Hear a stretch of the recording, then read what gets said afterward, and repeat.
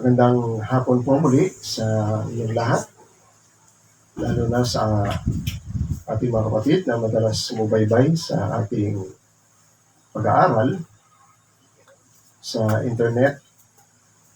So buong puso natin kayong kinagagalak na makasama sa gawain nito at interesado sa anumang pag-aaralan natin, dahil ang ating pinag-aaralan hindi salita ng pastor, hindi salita ng tao, kundi ito ay salita ng Panginoon.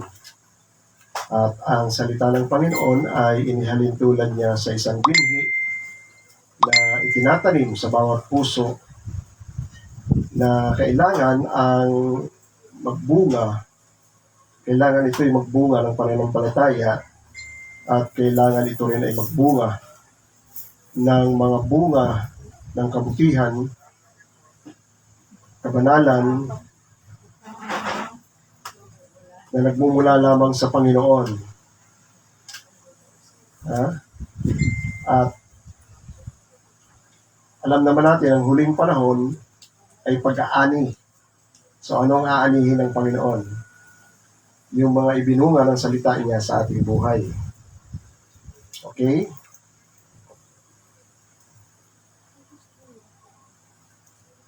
So isi-share ko na rin sa inyo ang aking text, no? So ang title ng ating pag-aaralan ngayon, dahil patuloy natin pinag-aaralan ang rapture, no? So napakahiwaga siya dahil ito ay nasa panahon ng biyaya na kung saan dito pumarito ang Panginoon sa pagkakatawang tao niya, kasama yon sa mystery.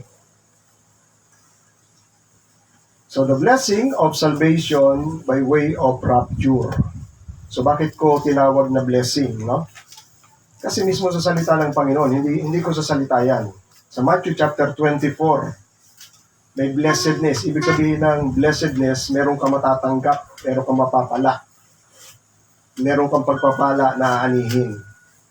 So ito mismo ang salita ng Panginoon sa Matthew 24 verse 46, Blessed is that servant whom the Lord, when He come, shall find so doing.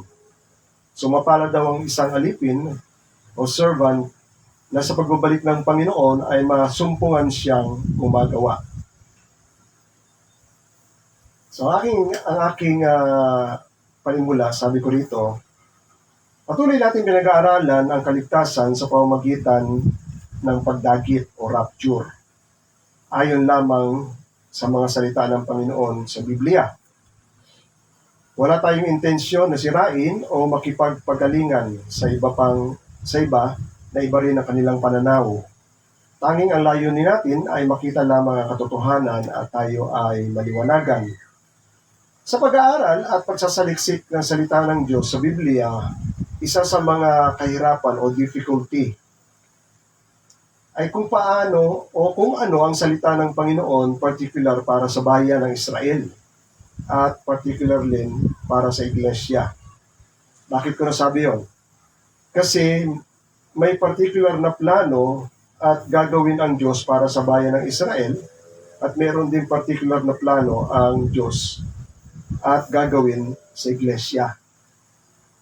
Kaya parang nagkakasama-sama yung salita ng Panginoon, no? Lalo na dito sa Four Gospel. So balikan natin yung ating pinag-aaralan last time kung bakit pinagpipilitan natin na ang tunay na mananampalataya ay hindi napapasok sa tribulasyon o matinding kapighatian na darating dito sa mundo.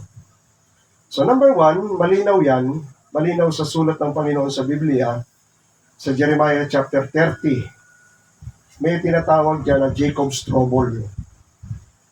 No? Pag tinagalog mo ay problema ni Jacob. Sino ba si Jacob? Si Jacob ay Israel.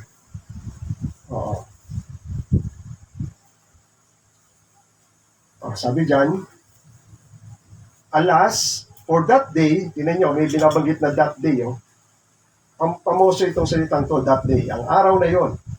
Alas, for that day is great, so that none is like it.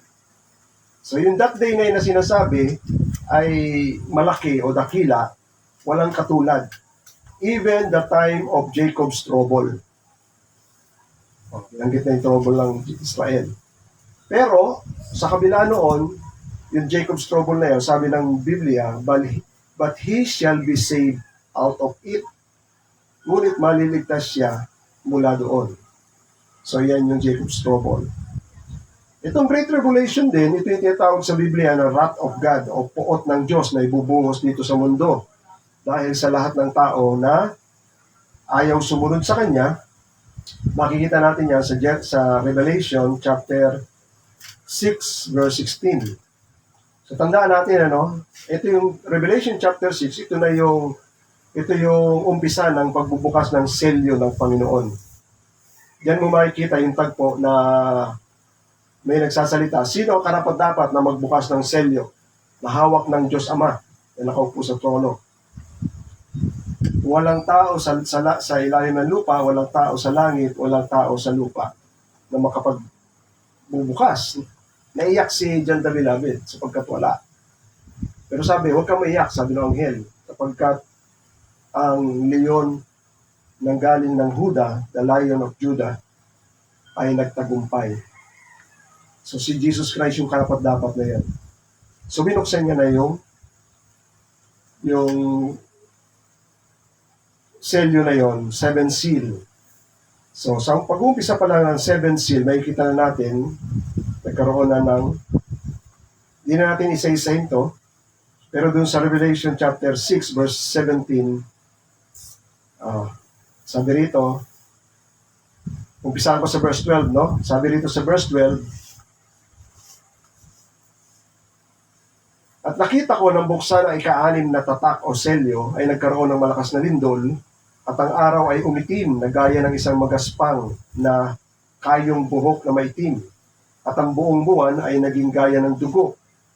At ang mga bituin sa langit ay nangahulog sa lupa gaya ng puno ng igos na isinambulat ang kanyang mga bungang bubot pagka hinahampas ng malakas na hangin. Ang langit ay nahawi na gaya ng isang lulong na aklap kung nalululon, at ang bawat bundok at pulo ay naalis sa kanyang kinatatayuan. At ang mga hari ng lupa, ang mga prinsipe at mga pangulong kapitan, mga mayayaman, mga makapangyarihan, bawat alipin, maging ang malaya, ay nagsipagtago sa yunghib sa mga bato ng mga bundok.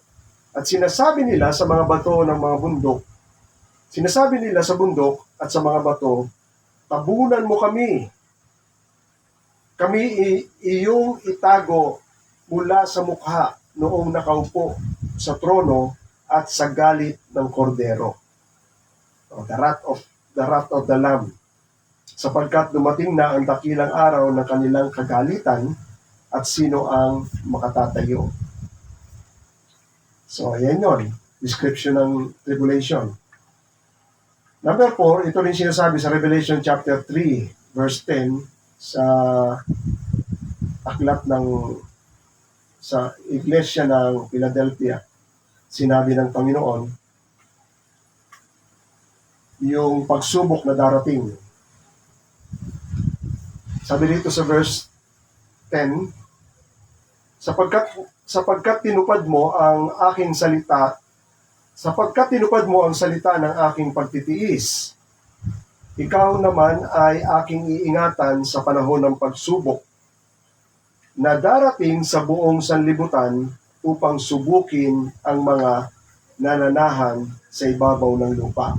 Pansinin niyo yung salitang those who dwell on the face of the earth. Very particular yun sa Revelation. Ilang beses binanggit yun. Mga nananahan sa ibabaw ng lupa. So may pagsubok. Sa English, yan yung tinatawag na the hour of trial for the whole world. Sa Isaiah 61, verse 2, sinasabi rin yan na, pansinin ninyo yan magkasama dyan yung day of the Lord, the day of, anong tawag dito? The year of the Lord's favor. Sa English, mas maganda basahin sa English kasi makikita nyo sa English. Sabi riyan, the Spirit of the Lord was upon me. Sino ito? Si Jesus Cristo, yung pag-umpisa ng kanyang ministry. Sabi niya, the Spirit of the Lord was upon me because the Lord has anointed me to bring good news to the poor. He has sent me to bind up the brokenhearted, to proclaim liberty to the captives, and the opening of prison to those who are bound. To proclaim the year of the Lord's favor. Sa ibang translation, acceptable year of the Lord. Ngayon, dinugtong niya kagad. And the day of vengeance of our God. So, nakita niyo? So, ano pinapakita niyan? Yung year, sinabing year of the Lord's favor, ito yung taon ng pagliligtas. Since 2,000 years old, 2,000 years nang na lumipas hanggang ngayon, nagliligtas pa rin ng Panginoon, hindi pa rin siya bumabalik. Kaya year. Pero pag dumating yung day of vengeance, 7 years lang yun, consider a day. Kasi yung day of the Lord is the day of vengeance of the Lord yun. The day of the wrath of God. So matatapos na ito. Year of the Lord's favor, matatapos na yan. Nakikita ninyo na yung kaguluhan, di ba? Sabi ng Panginoon, ano ba ang tanda na muli mong pagbabalik? Ano sabi ng Panginoon? Mag-ingat kayo sapagkat magkakaroon ng gera, nagundong o alingaw-ngaw ng digmaan, kakaroon ng pamin, o ngayon, dami na naman lumalabas. So, yan ay mga tanda lang sa muling pagbabalik ng Panginoon. So, marami pa, no, na nagde-describe about tribulation. Ngayon, sa mga believers sa huling panahon, bago ang Panginoon ay ma-crucify, nagbigay ang Panginoon ng ano tawag dito? Yung babala, no? Hindi babala siya eh. Ng tagubilin. Yan. Nagbigay ang Panginoon ng tagubilin sa mga mananampalataya. Ito yun, nasa Luke chapter 21. Isa sa mga tagubilin ng Panginoon ay sa Luke 21. Pansinin ninyo ang sinasabihan ng Panginoon dito, believers. Sabi ng Panginoon, maging sa Mark chapter 13 verse 333, magkasama yan. Sa Luke 21 verse 34, sabi ng Panginoon, take heed. Ang meaning ng take heed is to watch yourselves. Sa Tagalog, mag-ingat. Take heed to yourselves. Mag-ingat kayo sa iyong sarili. Anong ibig sabihin? Lest at any time, your heart will be overcharged with surfeiting and drunkenness and cares of this life. So, mag-ingat daw. Ano ang pinapag-ingat ng Panginoon sa atin? Yung ating puso. Be careful with our heart. Yung puso ng mga mananampalataya. Anong mangyayari? Baka daw ito ay ma-burden. Sa ibang translation, ma-weigh down. Ano ma-weigh down? Mabigatan. O ma-overcharge. O mapuno. O nakapokus lang sa ibang bagay. Yan ang ibig sabihin nun. So, ang translation ng surfeiting ay dissipation. Sa ibang translation, ito ay parties. Sa ibang translation, ito ay feasting. Sa ibang translation, ito ay carousing. Sa Tagalog, katakawan. So, alam naman natin to, no? Ito yung mga last na naririto sa mundo. Gusto ko magbahay, gusto ko ng bahay, gusto ko ng pera, gusto ko ng sasakyan. Yan yun, lahat yan. Diyan nakapokus yung puso ng tao. At sa mga alalahanin sa buhay. Anong kakainin ko? Wala akong trabaho. Nakapokus lahat yun doon. So ang tanong, bakit binabalaan tayo ng Panginoon o tinatagubilinan tayo ng Panginoon na mag-ingat o pag-ingatan natin ang ating mga puso? Ano ba ang nais ng Panginoon na malagay sa ating puso? Ang salita niya, para lagi nating maalala ang salita niya. May purpose yon. May purpose Sabi ng Panginoon, if you will keep my commands, then you are truly my disciples. Then you will know the truth, and the truth shall set you free. So, kailan malalaman mo ang katotohanan? Kapag iningatan mo ang kanyang salita sa puso mo. Ano ang purpose pa nun? Ha? Kasi pag napuno ng ibang bagay ang puso mo, hindi ang salita ng Panginoon, sa madaling sabi, binabaliwala mo ang salita ng Panginoon, inilalabas mo, hindi mo nilalagay sa puso mo. Ang gusto ng Panginoon, inihalin tulad ng salita niya sa binhi, na ang salita na yun ay mabuhay. Mabuhay sa tao.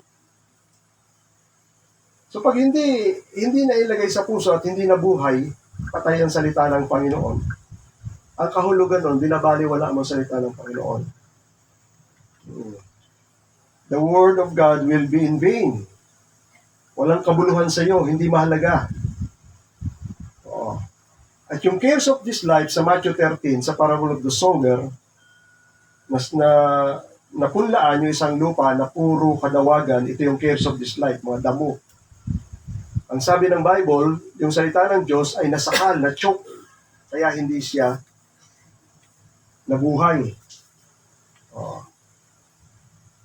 Hindi siya nag-grow o hindi siya nabuhay.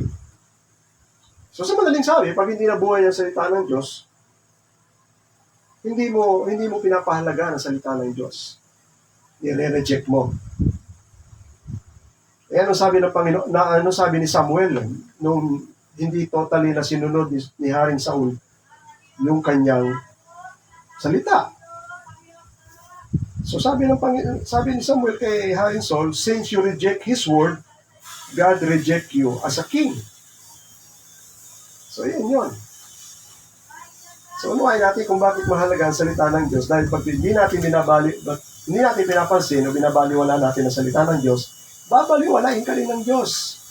Yan yung sinasabi natin sa Hosea, chapter 4. Ayan ang aking bayan ay nasisira o napapahamak dahil sa walang kaalaman. Saan gagaling yung kaalaman? Sa salita ng Diyos.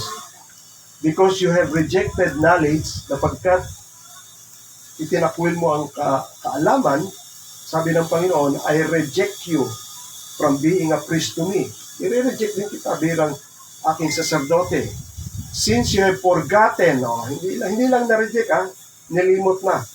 Since you forgotten the law of your God, I will also forget your children.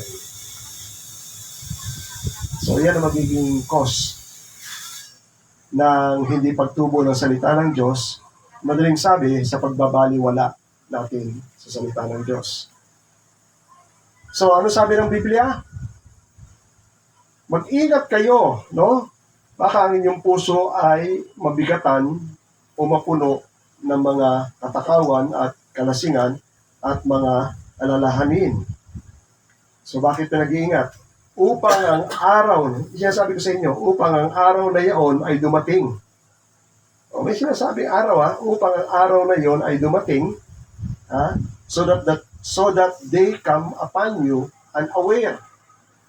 Upang ang araw na iyon ay dumating na wala kang malay, kasi ang puso mo hindi nasa salita ng Diyos, kundi nasa abala sa kamunduhan.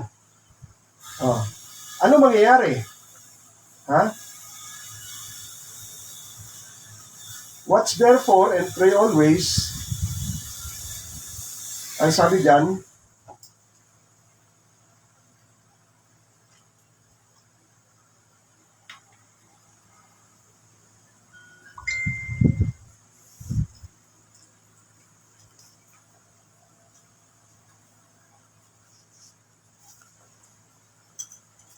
hindi ko nakuha. Yan, sabi dito, so but watch yourself, lest your heart be weighed down with dissipation and drunkenness and cares of this life, that day come upon you suddenly like a trap.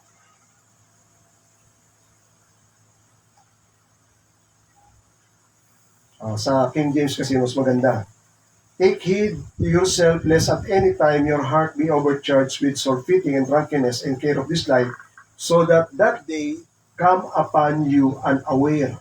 Ang araw na yun ay dumating nang wala kang malay. Tapos sinabi niya sa verse 35, kagaya ng isang silo o kagaya ng isang bitag, it shall come on all of them that dwell on the face of the earth.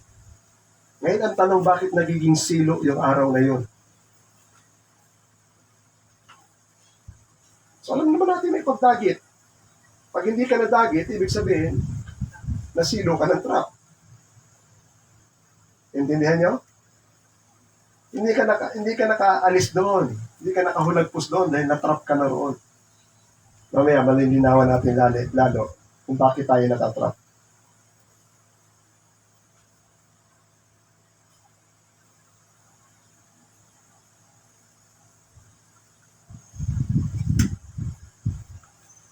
Kaya yan, sabi riyan,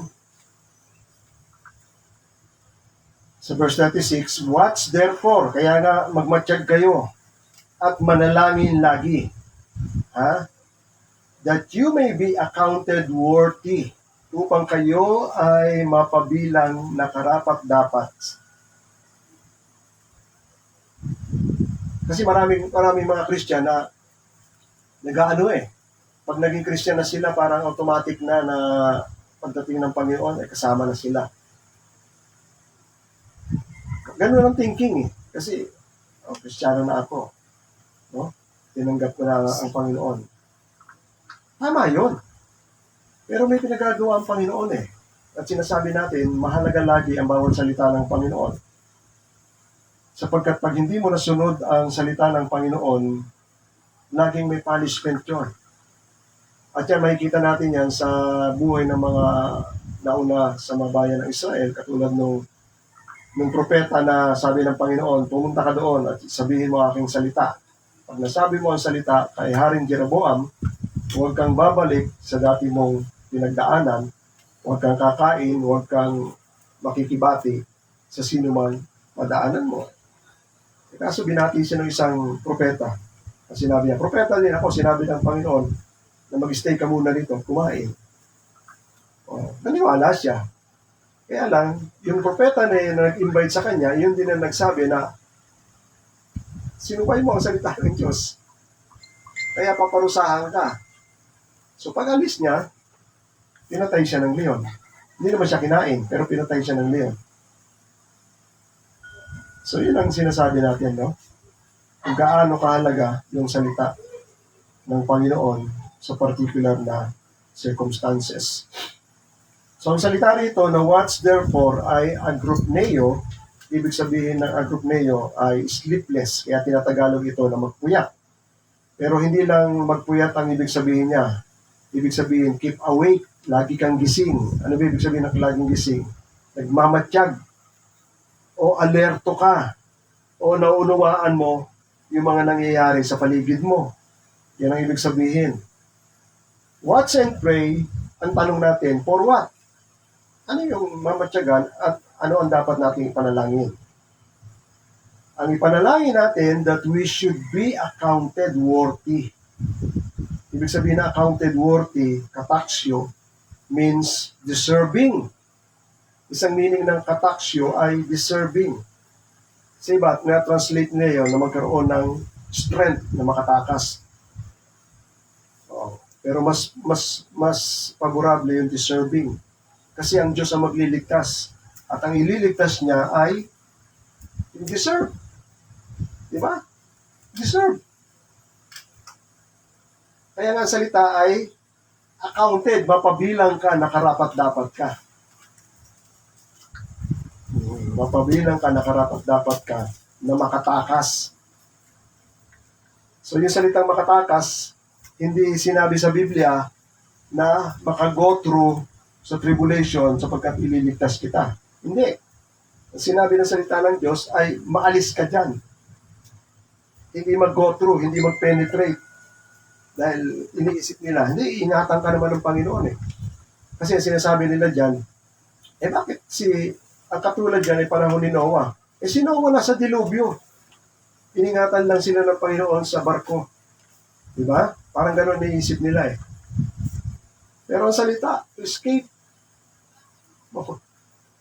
Kasi yung mangyayari sa mundo ay global catastrophe. Hindi nila iniintindi kung anong klaseng tribulations ang ibabagsak ng Panginoon sa mundo. So watch and pray for what? Ito yun, that we should be accounted worthy or deserve to escape all the things that will come to pass, lahat ng bagay, makatakas sa lahat ng bagay na mangyayari. The things that will come to pass will be like a snare. Ang mga bagay na mangyayari ay katulad sa isang silo o bitag. Kanino? To them that dwell on the whole world. Magiging silo doon sa mga taong nananahan sa buong mundo. So nakita niyo?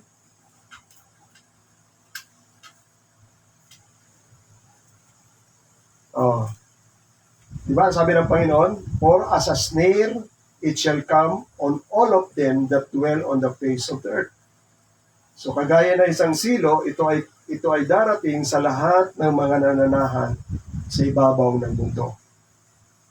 Kaya magmatsyag kayo, manalangin kayo lagi upang kayo ay mapabilang na karapat-dapat makatakas sa lahat ng mga bagay na mangyayari dito sa mundo at makatayo kayo sa harapan ng anak ng tao. Sa Mark chapter 13, sabi rito, but of that day, particularly naman yung day, ito yung day ng pagparito ng Panginoon. But of that day and that hour, knoweth no man, wala nakakaalam na tao. No, not even the angels which are in heaven, neither the Son, but only the Father. Take heed, watch, and pray, for you know not when the time He will come. For the Son of Man, ano ang pagparito ng Panginoon? Ginaya niya sa isang talinghaga. Ang anak daw ng tao ay katulad sa isang lalaki na magta-travel sa malayo, taking a far journey. At iniwan niya ang kanyang sambahayan sa kanyang mga alagad at binigyan sila ng pamamahala. Yung kanyang mga servant ay ipinamahala niya yung kanyang bahay at maging yung iba pang mga tauhan niya ron, binigyan niya rin ng kanyang mga trabaho at inutusan daw yung tagabantay sa pinto na magbantay. At sinabi ng Panginoon, magmatsyag kayo, kaya nga magmatsyag kayo sapagkat hindi nyo alam kung kailan darating ang Panginoon ng sambahayan. Whether ito ay darating ng gabi, whether ito ay darating ng madaling araw, o kaya darating ng umaga. Ito yung sinasabi ko sa inyo. Lest coming suddenly, baka dumating ng bigla, He find you sleeping. Baka dumating ng bigla at masumpungan kayong natutulog. So ano meaning ng natutulog? Ngayon, inulit ng Panginoon ang kanyang tagubilin. Sabi ng Panginoon, and what I say to you, sa mga believers doon, I say to all. So kasama tayo lahat. Kasama na lahat ng believer. What I say to you, I say to all, watch. Magmatsyag, sabi ng Panginoon. Ayon sa panulat ni Apostol Mark, literal na sinabi niya na walang tao, anghel, o maging ang anak ng tao na si Jesus ang nakakaalam sa pagbabalik niya. Tanging ang Ama lamang sa kanyang sariling otoridad at kalooban. Gayunman, pinagmamatsyag tayo at pinapanalangin tayo. Ngayon, ang tanong, para saan? So, inilantulad ni Jesus ang kanyang pag-alis sa isang lalaki na maglalakbay na ipinamahala niya ang kanyang sambahayan sa kanyang alipin. Binigyan ng trabaho ang bawat tauhan at inutusan ang tagabantay ng pinto na magbantay. Ang tanong, saan tayo pinagbabantay o maging alerto ng Panginoon. Ito ay pagbabantay hindi sa pagdating ng Panginoon, kundi sa ating sarili. Tayo. Sa ating mga sarili dahil ang bilin niya, huwag tayong masumpungan niya sa pagbabalik niya na natutulog. Ano yung ibig sabihin ng natutulog? Ang natutulog, unang-una, base sa sinabi ng Panginoon, ang natutulog para sa mga alipin o lingkod at mga tauhan, ito yung mga hindi gumagawa ng trabahong inihabilin o iniwan ng kanilang master. So, naintindihan nyo? May trabaho na iniwan ng master at gusto niya pagbabalik niya ay masumpungang gumagawa. Ang natutulog para sa mga alipin o lingkod at mga tauhan ay hindi gumagawa ng mga trabaho inihabilin sa kanila. Nalalaman natin na ang sambahayan ay ang iglesia. At ang mga alipin, ito yung mga namumuno, nangangalaga, tagapagturo, kasama na ang buong kawan. Kasama na lahat yan ang miyembro na inutusan niyang magbantay at manalangin dahil ang bilin niya, sinabi ko ito sa inyo at sinasabi ko rin ito sa lahat. Kaya magmatiyag.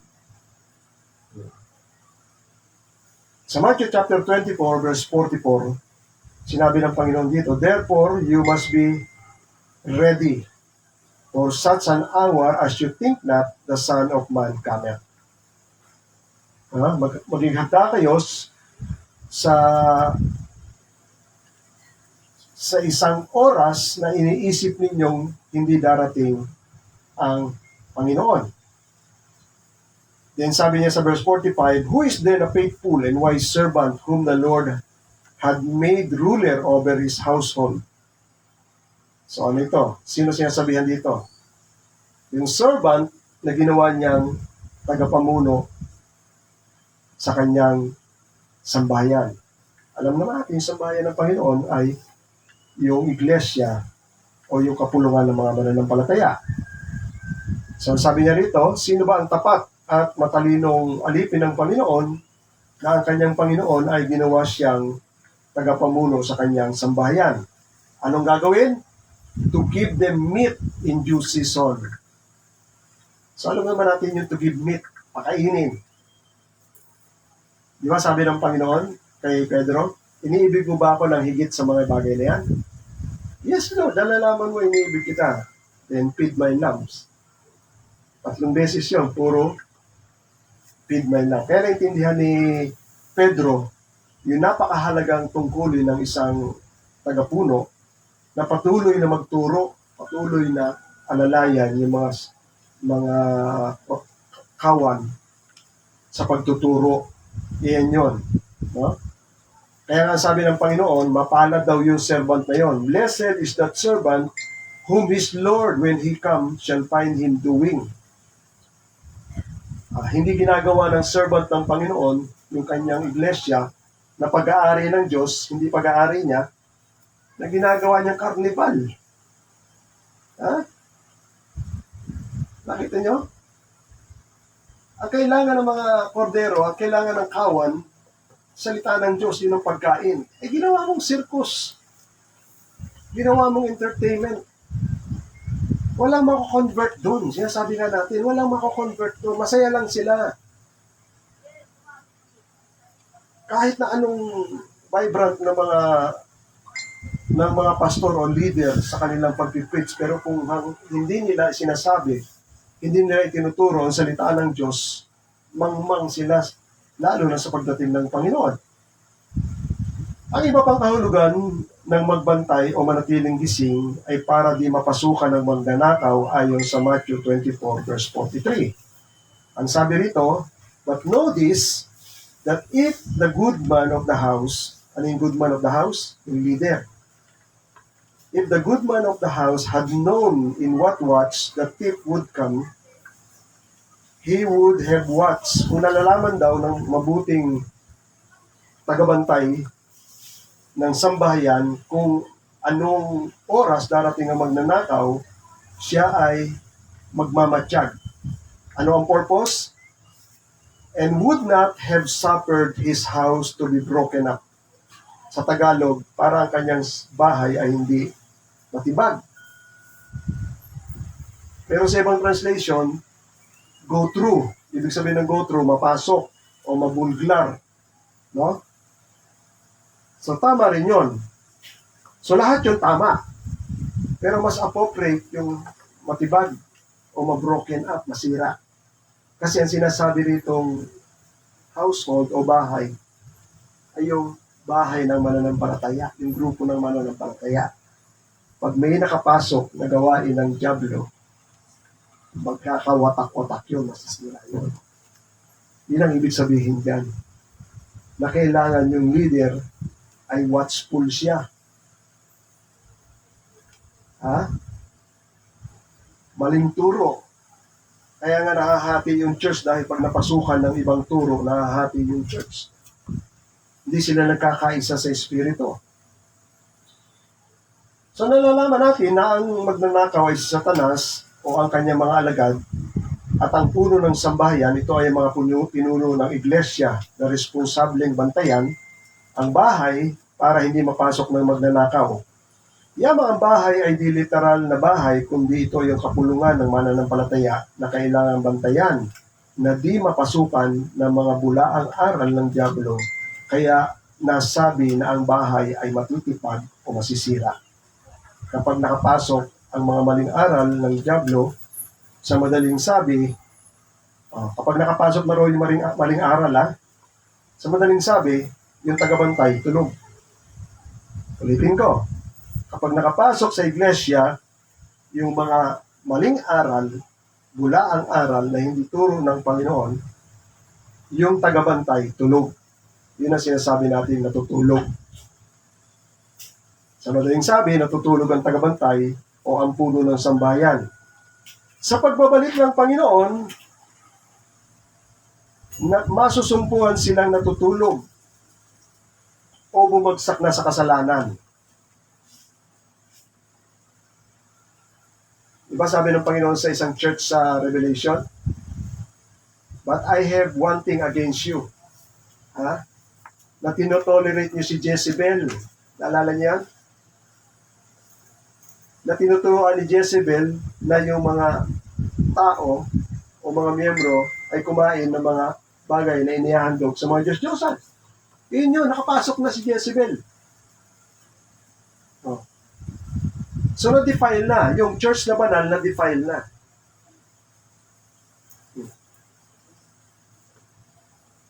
So, iyon na yung sinyalis. Hello? Iyon na yung sinyalis na tulog yung tagabantay. Iyon ang sinyalis na tulog yung mga pastor. Tulog yung mga watcher. So, paparusahan sila ng Panginoon. Ito ang classic example. Sa bayan ng Israel, anong tawag sa bayan ng Israel? Household of God. Yung whole house of Israel is the household of God sa Old Testament.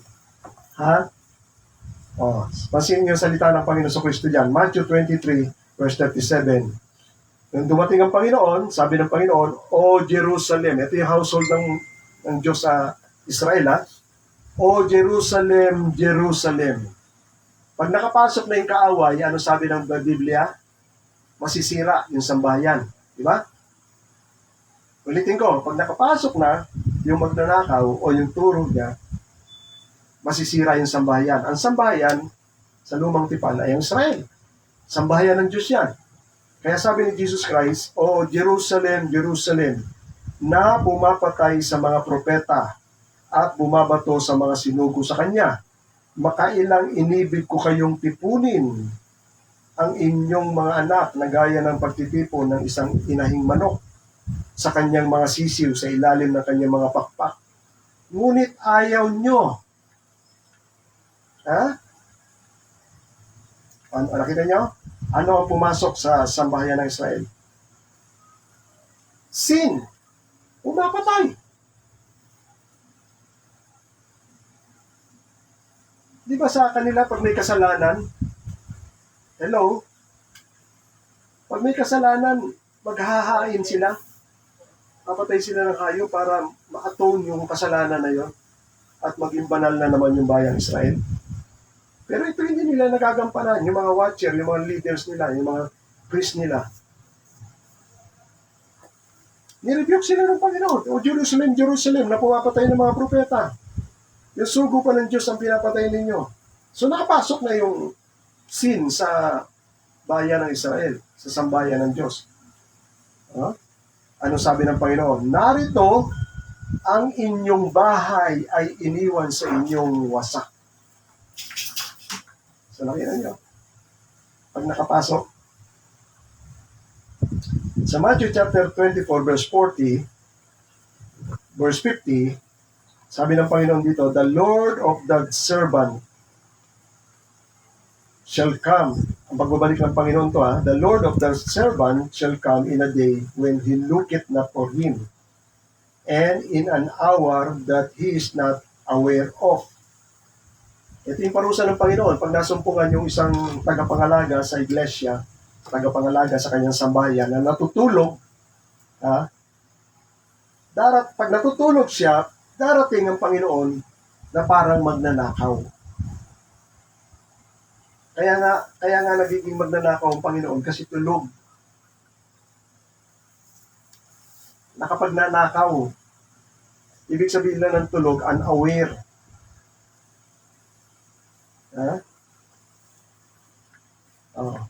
Pero ang sinasabi natin dito, yung pinuno ng sambahayan, unaware, na napasok na siya, na kasalanan at nakapasok na siya sa mga maling turo.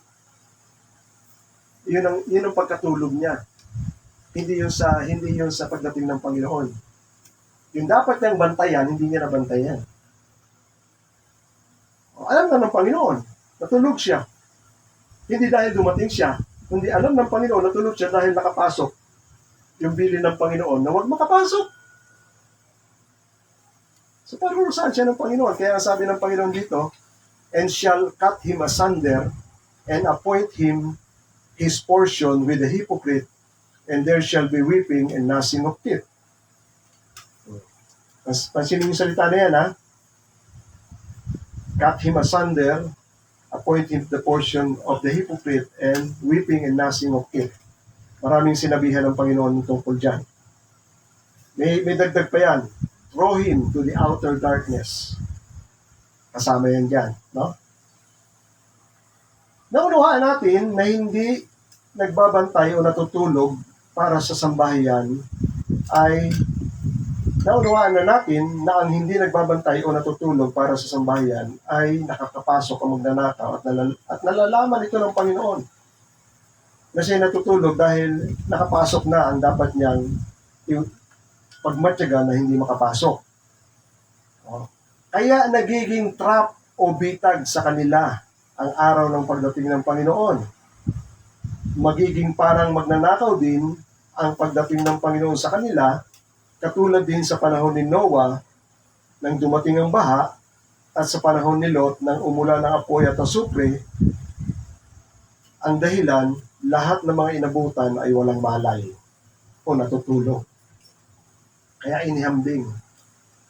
Yung pagdating ng Panginoon, inihambing doon sa day of Noah and day of Lot dahil tulog sila at hindi nila alam na dumating na yung kapahamakan. So, nakita nyo nililinaw natin yung mga factors kung bakit matatrap o hindi masasama. Ulitin ko, believers yan mga servant yan na pinagbabantay ng Panginoon na iniisip nila, pastor na ako, automatic yan. Pagdating ng Panginoon, kasama ako. Hep. Wait muna. Ito yung sinasabi ng Panginoon sa last days. Ano pa? May sinasabi ang Bible na dinumihan ang kanilang garment. Sa Revelation chapter 3 verse 4, ito yung sa Sardis.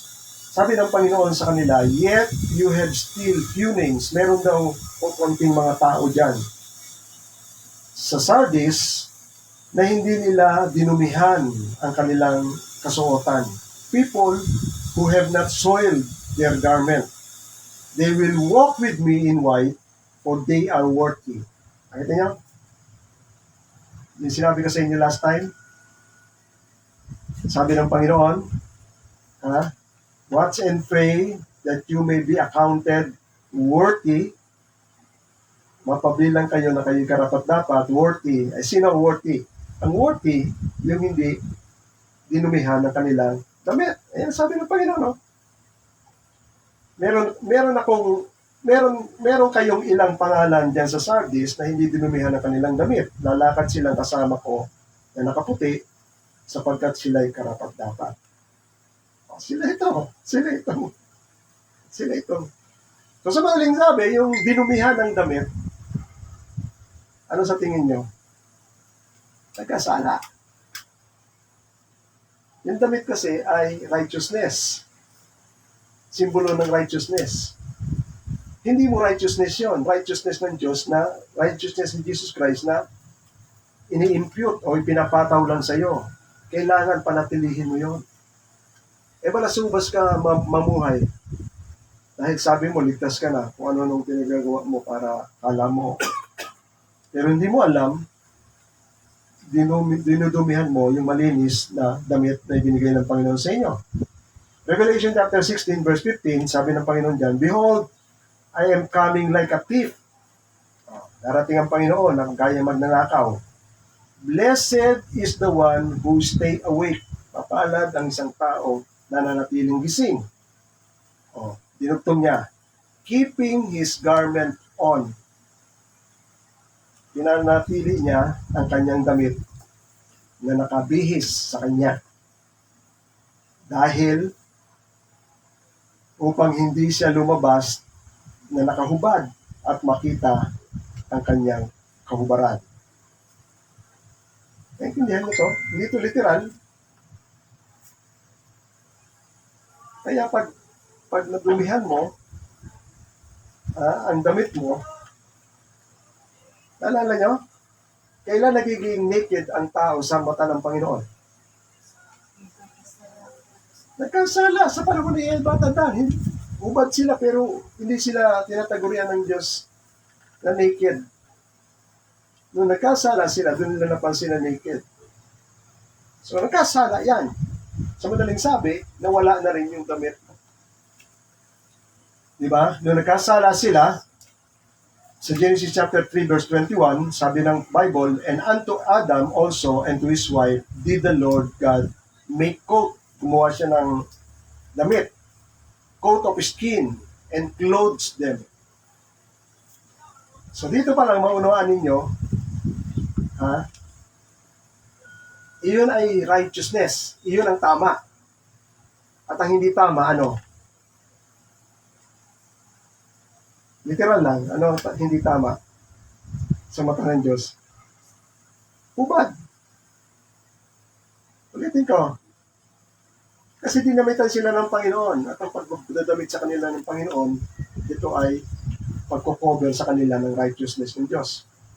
Di paghubad, ang righteous, di ba? Ayan ginagawa ng tao ngayon. Hinugubad nila talaga yung kanila. Yung Mardi Gras, tinang Mardi Gras. Lahat na lang ng kahubaran. Ayan. Iyon ang pagpapakita ng kanilang unrighteousness. Dahil ang righteous ay dinadamitan katulad ng Panginoon na dinamitan si Adan at si Eva. Revelation chapter 19 verse 8 nakalagay diyan, And to her was granted that she should be arrayed in fine linen, white and clean. For the fine linen is the righteousness of the saints. Linawin natin yung fine linen na puti na idinamit sa kanila, ito raw yung katuwiran ng mga santo. Hindi sinabing it is the righteous deed of the saints. Kundi ang sabi, iyon ay katuwiran ng mga santo. At alam naman natin ang katuwiran ng mga binanal ay si Jesus Christ. Jesus Christ is the righteousness na ginawa ng Diyos para sa atin. So, nasabi ko na sa inyo to, yung tagubilin ng Panginoon na mag-ingat o mag-ingat, magmatiyag at manalangin sapagkat hindi nyo nalalaman ang oras, sinasabi ko sa inyo ito, sinasabi ko rin ito para sa lahat. Iyon ay individual na tagubilin ng Diyos sa atin, individually. Especially yung prayer. I always pray sa inyo, sa buong iglesia, lagi ko sinasako. At isa sa mga prayer ko ay, Lord, huwag mong hayaan ni isa man, no, miyembro ng iyong anak sa iglesia at sa pamilya namin ay hindi makasama. Ha? Okay lang yun. Pero kung ikaw mismo, dinudumihan mo ang damit mo, kahit na anong prayer ko, intindihan nyo? Kayo mismo rin. Manalangin. Maging personal, Lord. Maging personal na panalangin ng Lord. Ayokong maiwan. Ayokong di makasama. Ha? So, igaganap ng Panginoon nyo kasi tinagubilin tayo ng Panginoon na manalangin.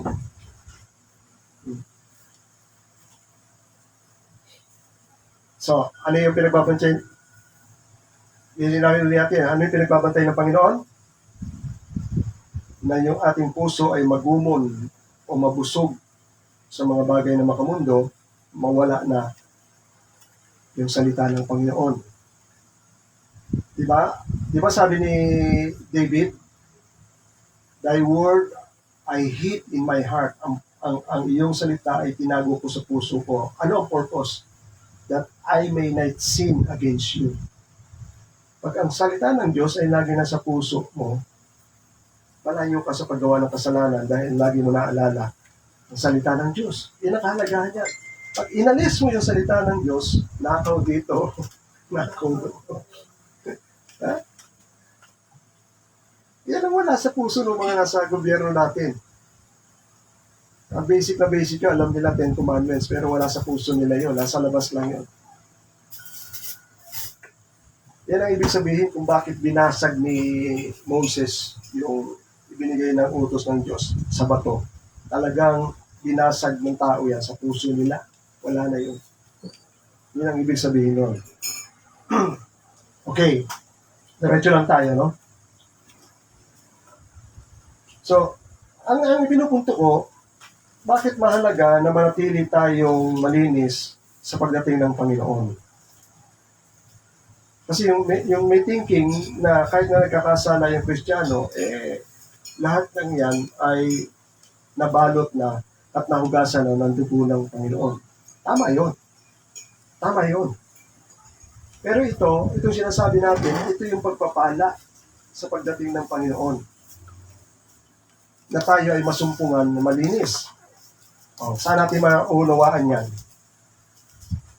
Sabi ng Biblia, tayo ay na kay Kristo, tayo ay mga bagong nilalang na. So, ano ibig sabihin ng bagong nilalang? 2 Corinthians 5:17 yan, di ba? Kalooban ng Diyos, matapos tayo na sumampalataya kay Jesus at ipinanganak na muli, meaning born again, ay huwag na tayong gagawa ng pagkakasala. Ang salita ng Biblia, sabi rito, sapagkat kayo ay mga gawang kamay ng Diyos, Ephesians chapter 2, verse 10, sapagkat kayo ay mga gawa ng Diyos, nilikha kayo kay Kristo para sa gawaing mabubuti, unto good works. Na inihanda o itinalaga na ng Diyos na dapat nating lakaran. So nakita niyo? Ito na yung bagong buhay. Ito yung buhay natin na makasalanan. Lahat yun ay nahugasan na, lahat yun ay pinatawad na, may bagong buhay ka na. At ang bagong buhay mo, huwag ka na magkakasala. Binigyan ka na ng malinis na pangalan, malinis na damit. So yan ay bagong buhay dapat.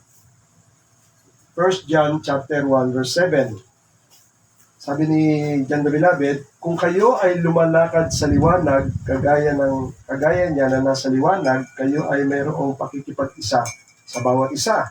At ang dugo ni Jesus ay lilinisin kayo sa lahat ng inyong kasalanan. Ano ba ibig sabihin na paglakad sa kaliwanagan? Paglakad sa katuwiran, paglakad sa katotohanan, paglakad sa kabutihan. Yan yun. Mabubuting pamumuhay. Yan yung ibig sabihin ng liwanag. Hebreo chapter 6, verse 6. Sabi riyan, at saka mahiwalay sa Diyos Ang ibig sabihin niya dyan, natikman niya na ang lahat ng bagay. Basahin natin yan sa Hebrews chapter 6. Matapos niya raw matikman yung mga biyaya galing sa Diyos, tapos tsaka pa raw siya mahihiwalay.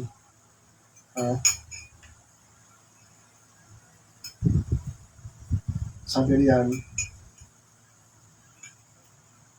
ito sapagkat tungkol sa verse 4, sapagkat tungkol sa minsan maliwanagan, naliwanagan siya, nakalasap ng kaloob ng kalangitan, nakibahagi sa Espiritu Santo, nakalasap ng mabuting salita ng Diyos, at ng kapangyarihan, naramdaman niya yung kapangyarihan sa panahong darating.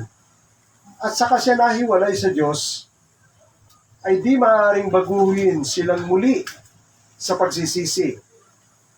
Yamang kanilang ipinapakong muli sa kanilang sarili ang anak ng Diyos at inilalagay na muli siya sa hayag na kahiyan. Anong meaning nun? Pag ikaw ay born again na, tapos magawa ka pa rin ng kasalanan.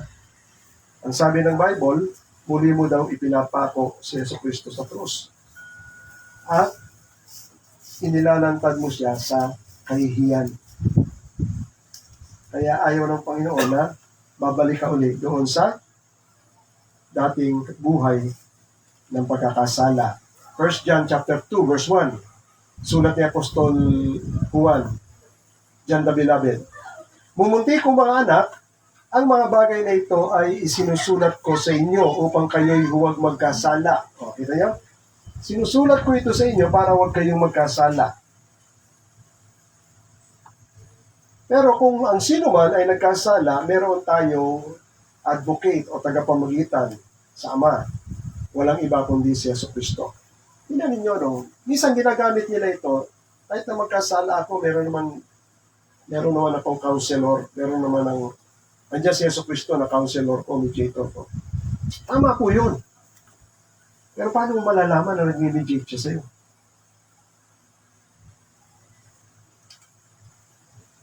Nung nagkasala si Pedro, ang sabi ng Panginoon, Peter, Satan wants to seek you. Ano yung seek? Gusto ka ni Satan salain. Ito yung mediation ni Jesus Christ. But I pray for you that your faith will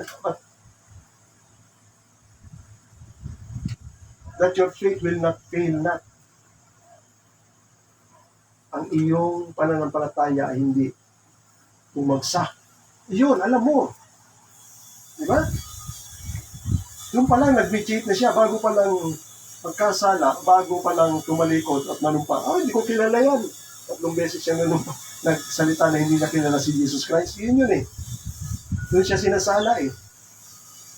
Nag-mediate na ang Panginoon. Sabi ng Panginoon, I pray for you that your faith will not fail. And when you come back, strengthen your brothers. So alam natin yon, alam niya yon, di ba? Tayo, ano natin malalaman na? Kung hindi mag-mediate ang Panginoon, at tulad na sinasabi ng Matthew 7:21, Lord, papasukin mo ako. Sabi ng Panginoon, hindi ko kayo kilala. Yun ang masakit. Akala mo lang sa sarili mo na ikaw ay Kristiyano. Kaya lagi natin sinasabi, kailangan matanaw mo ang sarili mo na ikaw ay naka-align sa salita ng Diyos. Para malakas ang loob mo na ikaw talaga ay maliligtas. Ano pa ang dagdag dito para hindi kalooban ng Diyos na tayo magkasala? Sabi ng Ephesians chapter 4 verse 26, kapag kayo magagalit, huwag kayo magkakasala. Huwag niyong hayaan na lubugan ng araw ang inyong galit. Ano sabi? In your anger, pwede ka magalit, pero huwag ka magkasala. Kaya hindi kalooban ng Diyos na madali lang sa iyo magkasala dahil ikaw ay hinugasan na ni Kristo at ikaw ay mayroong tagapamagitan. Huwag mong ilagay sa puso mo yun. So the blessing of salvation in the way of rapture is still by faith. No? Ang pagpapala ng kaligtasan sa daan ng pagdagit ay patuloy pa rin sa pananampalataya sa pagsunod sa mga kautusan ng Diyos. at sa kanyang sariling pagtanaw o paghusga na ikaw ay karapat-dapat. Tandaan niyo yun, no? Ang Diyos pa rin ang huhusga hanggang sa dulo kung ikaw ay karapat-dapat sa pagdating ng araw ng kanyang pagdagit. Bakit ko sinasabi yon? Kasi sinasabihan niya yung church Isa sa sinabihan ng Panginoon sa church. Bibigyan ko kayo ng sample sa church. Chapter 3, sa Sardis. At sa anghel na iglesia ng Sardis, sulat mo, sabi ng Panginoon kay John, ang mga bagay na ito sinasabi ng may 7 Espiritu ng Diyos at may 7 bituin. Sabi ng Panginoon, nalalaman ko ang iyong gawa. At ikaw ay may pangalan na ikaw ay lively o nabubuhay, pero ikaw ay patay, sabi ng Panginoon. Magpuyat ka at pagtibayin mo ang mga bagay na nakitira na lang sa iyo, na malapit na ring mamatay. Ano ang judgment ng Diyos? Sapagkat hindi ko nasumpungan na kumpleto ang iyong gawa sa harapan ng Diyos. Ano? Yan ang sinasabi natin. Kaya huwag kayong mag-akala sa araw na yon, dahil sabi ng Panginoon, many will say unto me in that day, Lord, Lord, have we not prophesied in your name? Kinang ito, very active to sa gawain. Nagpo-prophesy pa sila sa pangalan ni Kristo. And in thy name we cast out evil. Sabi ko sa inyo, Pentecostal prayer, charismatic. And in thy name we have done many wonderful works. Pero sabi ng Panginoon, I will declare unto them, hindi ko kayo nakikilala. Kailanman, I never knew you. Kasi hindi sila nabago. Nakalagay rito, depart from me, you work iniquity. Hindi ito na born again. Gumagawa lang sila ng gawain ng Panginoon, pero makasalanan pa rin sila.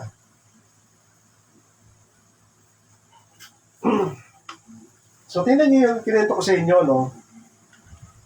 Yung kwento ng parable ng 10 virgin, ito pa rin yung sa second coming ng Panginoon. Kasi ang setup ay darating yung ikakasal. Di ba? At sasalubungin siya ng mga abay, ng mga birhen, na kaibigan ng ikakasal. So wala dito yung bride. Ang sa istorya lang ay yung mga kaibigan na ikakasal. Ito yung mga virgin.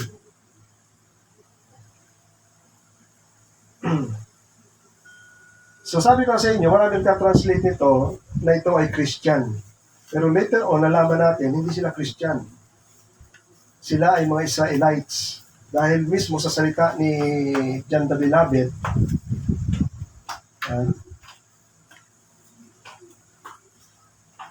ay sinabi ni John the Baptist na nalalaman nyo, sinasabi ko sa inyo, hindi ako ang Kristo.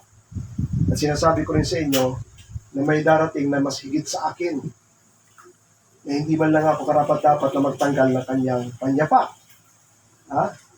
Yung pinag-aralan natin last time, ang nagmula sa langit ay mas dakila kaysa sa akin. Ako ay tagalupa, ang tagalangit ay mas dakila kaysa sa tagalupa. Yan ang sinasabi ni John the Beloved. Ako sinabi niya na ang babaeng ikakasal ay para sa bridegroom. Ibig sabihin, hindi siya. At ang kaibigan, doon niya sinabi, at ang kaibigan ng ikakasal, ng bridegroom, ay masaya lang na makita at marinig ang tinig na ikakasal.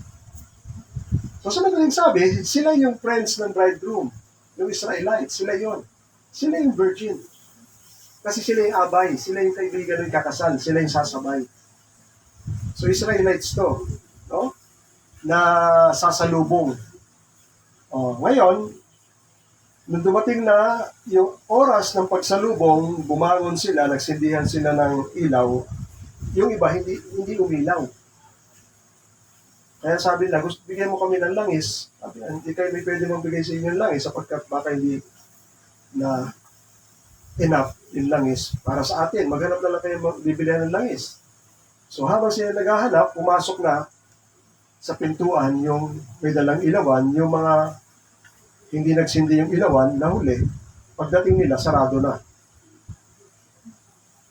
So anong dahilan? Ba't sila nakapasok? Kasi yung kanilang ilawan, walang liwanag. Diba?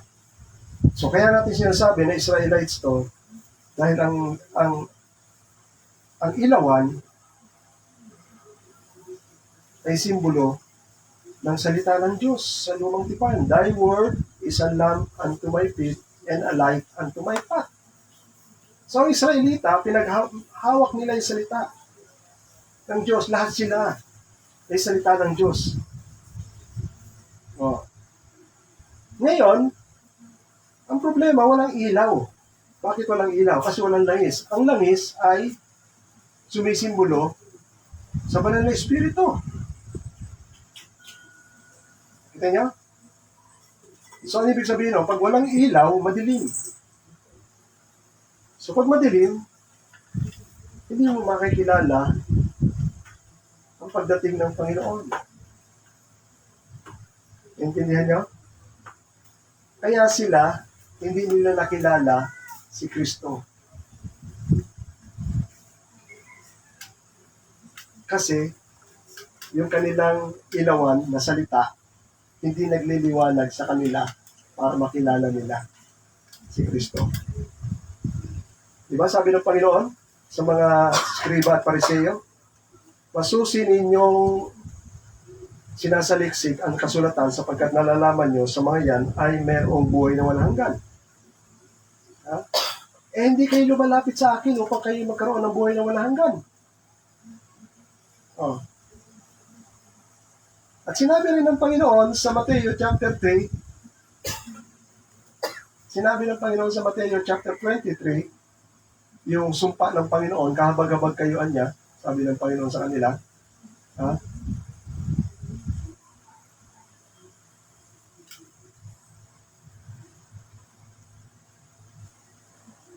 Sabi riyan,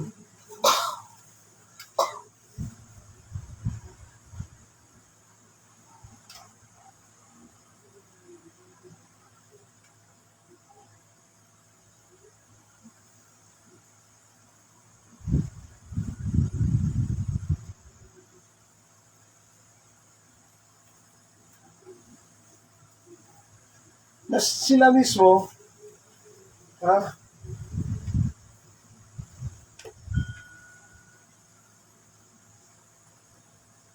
Hindi nila, saan ako yan?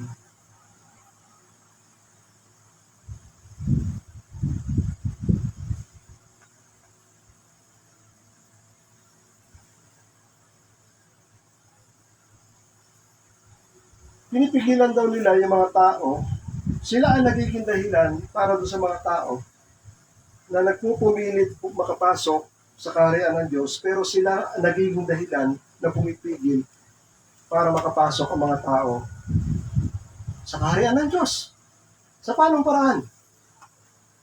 Binabalaan nila na huwag silang lalapit kay Hesus Kristo. Diba? Kasi ang maniwala daw sa kay Hesus Kristo, ititiwalag nila sa sinagoga nila. Iyon ang nagiging hadlang kaya hindi makapasok sa kaharian ng Diyos ang mga Hudyo. Sila ang dahilan. Ayaw nilang pumasok sa kaharian ng Diyos, nagiging instrumento pa rin sila para hadlangan ang gustong pumasok sa kaharian ng Diyos. Yan ang sinasabi ko, hindi ko na makita rito. Ha? Kung saan nakalagay yun.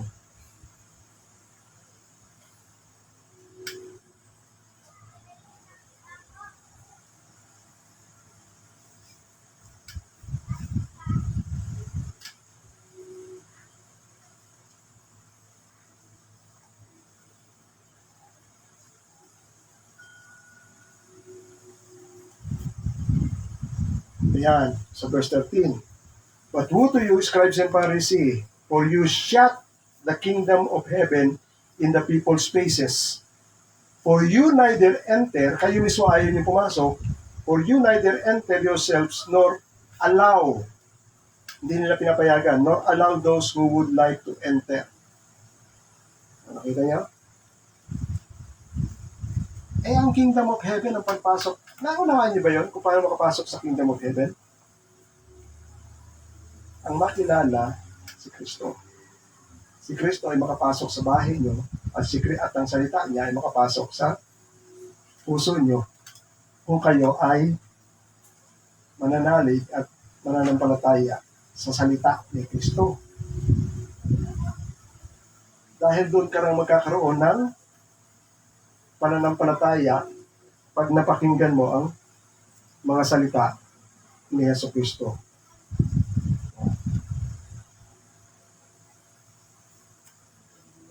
So, ano ibig sabihin noon sa parable of the ten virgin? Meron silang salita, pero wala silang espiritu. Kaya wala silang ilaw.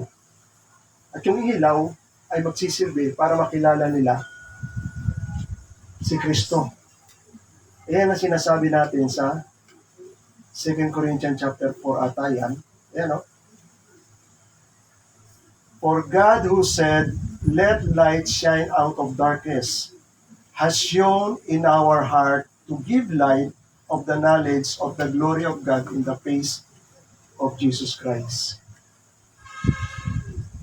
At yung sinasabi ng Panginoon na let light shine out of darkness, ito yung Holy Spirit na ibinuhos na ng Diyos galing sa langit. So, kailan darating yung Holy Spirit sa kanila? Kapag sila sumampalataya kay Jesucristo, di ba? Yung sinasabi natin sa John chapter 7, verse ito ang sinasabi ng Biblia, sino sumampalataya sa akin, gaya ng sinasabi ng kasulatan, mula sa kanyang kalooban ay dadaloy ang tubig ng buhay. Sabi ni John the Baptist, ito sinasabi lang ng Panginoon, na sila'y tatanggap ng banal na Espiritu. Ang sino magsasampalataya kay Jesucristo ay tatanggap ng banal na Espiritu. Kaya hindi sila makatanggap ng Holy Spirit dahil ayaw nilang maniwala kay Jesucristo.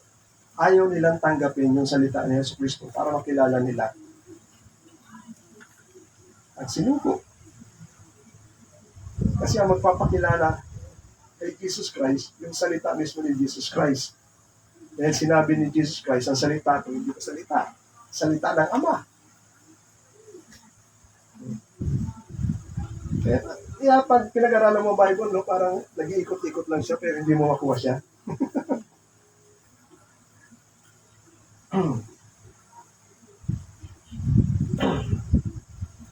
So nililinaw natin bakit sinasabi natin na may mga taong may iwan mananampalataya. Dito na tayo matatapos.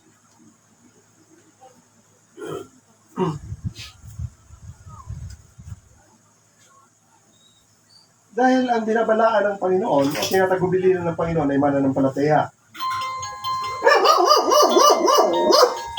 Pangalawa,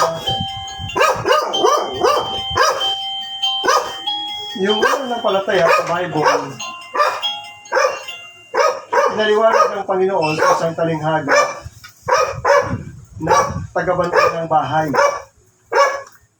At ang sabi ng Mateo, mayroong good man na tagabantay ng bahay. At meron din sinasabi ang Biblia na evil servant. Tama na yan? Matthew 24, may good man at may evil servant. Diba? Ayan o. Ang sabi riyan?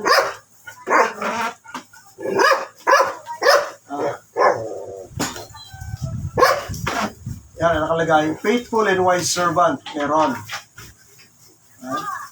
At meron din sinasabi sa Bible na wicked servant. Ayan o. Yung faithful servant, Kristiyano yon. Yung wicked servant, Christian din yun. Kasi servant na nga sila ng Panginoon, nagbabantay sila ng bahay. not necessarily sinasabi sila ng wicked dahil sila ay mga sinners pa. Hindi yon. Naging wicked sila. Tandaan natin, naging wicked sila dahil hindi nila pinapakinggan kung anong tagubili ng Panginoon. At ginagawa lang nila ang sarili nilang gusto sa loob ng sambahayan. May nakita niyo? So, itong mga wicked servant, gagawin niya ang sarili niyang gusto. Ayan sabi niya, may master delay. Tapos mag-umpisa na niyang paluin ang kanyang mga servant. Yan beat his fellow. Alam mo yung ginawa kay Jesus Christ ng mga saserdote? Pag naghahari-harian ka na at hindi na natutupad ang gusto mo, siyempre, sampalin mo nga yan. Ganun na mangyayari. Naghahari-harian na itong wicked servant. Kakain, iinom, yan. Sila yung mapaparusahan. Isang classic example yan, Yung parable of the talents. Binigyan yung mga servant ng iba't ibang talent, di ba? May 1, may 2, may 5. Yung sa malaki, tumubo lahat yun. Yung wicked servant ay tinago niya yung kanyang talento. At sinabi ng Panginoon, wicked servant, dahil expect ng Panginoon na dapat yun ay may kita, hindi kumita. Ano sabi ng Panginoon? Anong parusa ng Panginoon doon? Itali siya at ihagis siya sa kadilim-diliman. At magkakaroon ng pagngangalit ng ngipin at pagtangis. So, pansinin niyo itong weeping and gnashing of teeth. Sino yung mga tinutukoy dyan na mapupunta dyan? Una, ang mapupunta dyan ay yung sons of the kingdom. Sino ba yung sons of the kingdom na tinuturo ng Panginoon dyan? Yung mga Israelita na hindi kumikilala sa Kanya. But you, sabi ng Panginoon, sons of the kingdom, you will be thrown into the outer darkness and there will be weeping, gnashing of teeth. Sa impyerno na ba sila mapupunta? Not necessarily.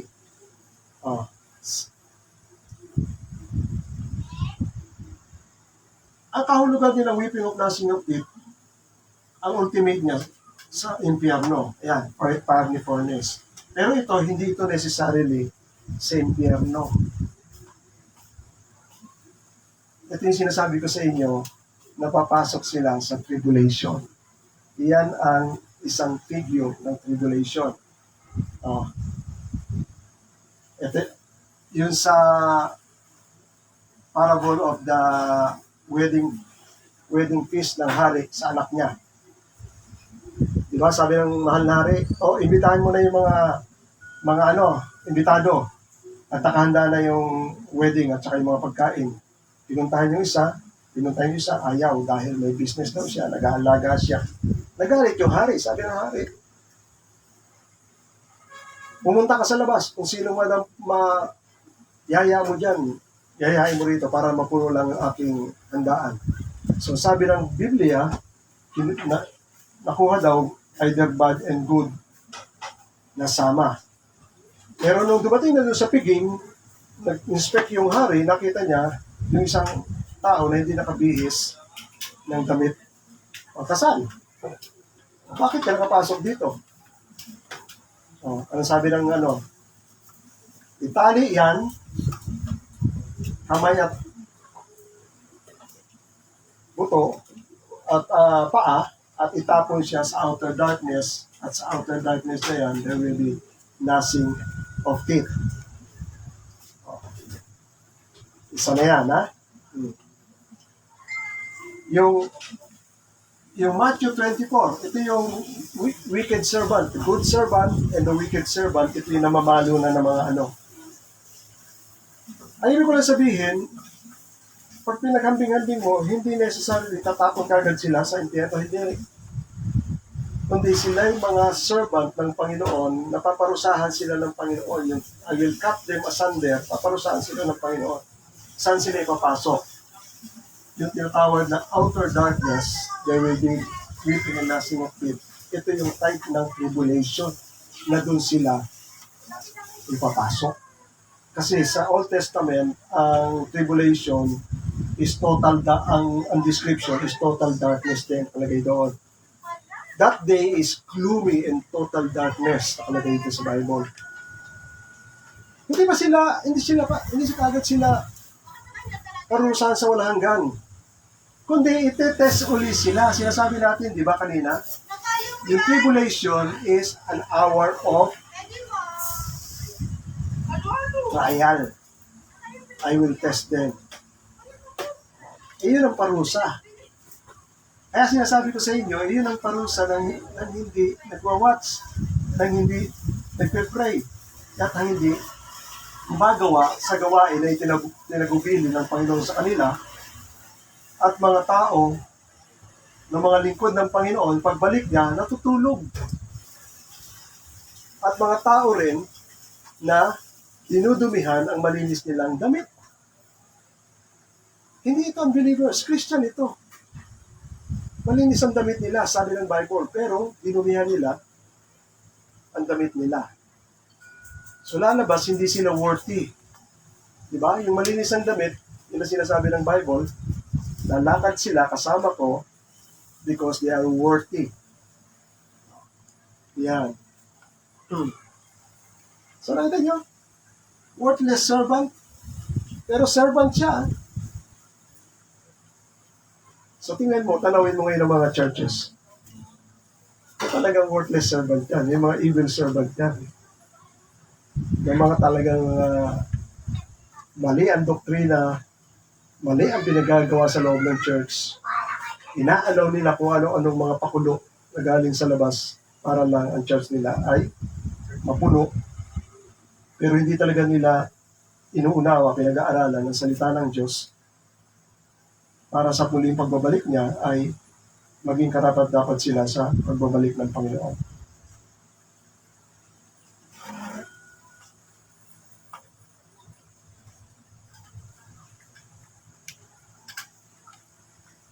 So, dadalihan ko na lang po ito yung ilang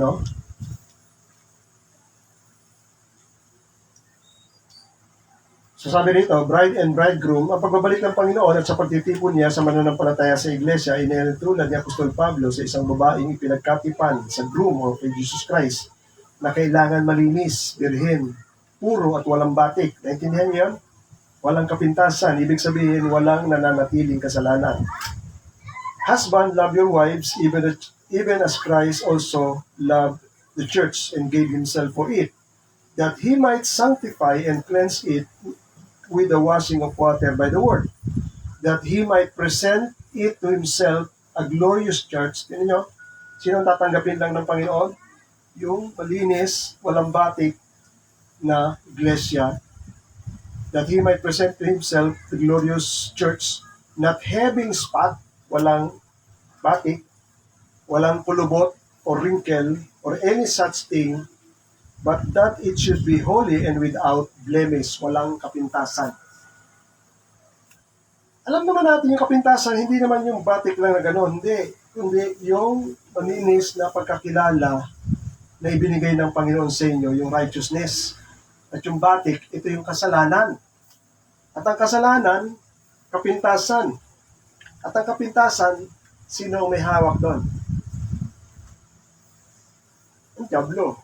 Ali-aligid sa iyo, o makakapasok pa yan sa harian mo, Panginoon.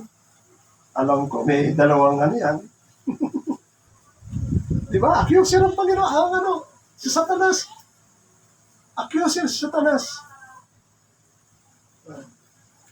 Kaya, pag ikaw nagkasala, understandable sa Bible yon, na-grasp ka ni Satan. Wala ka sa Panginoon. Pero hindi ibig sabihin, wala ka ng kaligtasan. Hindi, ipapasok ka ng Panginoon sa trial uli para ikaw uli ay madalisay. Kasi ang trial ay fire. Itetest ka uli doon para ikaw ay madalisay. Kasi yung sa Book of Revelation, sabi ng Panginoon, nasumpungan ko ang mga gawa mo ay hindi pa kumpleto o ganap sa harap ng ating Diyos. Ihinalintulad din niya ang pagbabalik ng Panginoon sa harvest. Kaya nililinaw ko to ha, kaya napakahalaga yung Word of God kasi ang Word of God ay binhi na itinatanim sa inyo. Maraming aspeto yon. Pag tinaliman ka ng binhi, kailangan mabuhay. Nalarawan na natin, maraming salita na hindi nabubuhay dahil binabaliwala lang nila ang salita ng Diyos. Kaya hindi nabubuhay ang salita ng Diyos sa puso nila. Hindi lang nabubuhay ang nais ng Panginoon sa salita niya sa puso nyo. Ang gusto ng Panginoon na yung salita niya ay magbunga. Dahil ang haharbisin ng Diyos, bunga. At ano yung bunga na yon? Sample, classic example. Si Joseph, nung tinukso siya nung asawa ng Potiphar, ano sabi ni Joseph, paano ko magagawa ito sa harapan ng aking Diyos? So ano ibig sabihin nun? Anong bunga sa kanya? Takot sa Diyos. Bakit hindi ka nandudukot kahit ang laking pera dyan? Kasi yung salita ng Diyos, huwag ka magtungkot, huwag ka magnakaw ng hindi sa'yo. Yun yung sinasabi natin bunga. Na isa sa pamuhay nyo na. Alam nyo na ang kahulugan noon. Alam nyo na ang kahalagaan noon. Yan ang hinahanap ng Panginoon na magbunga sa atin. Kaya pag nakita yon, ready ka na. Kaya yun ang ating sisilipin sa ating mga buhay. Talagay, for the fruit of the Spirit is in all goodness, righteousness, and truth. So makikita nyo na sa tao yan. Pag ang tao ay hindi bumibitaw sa katotohanan,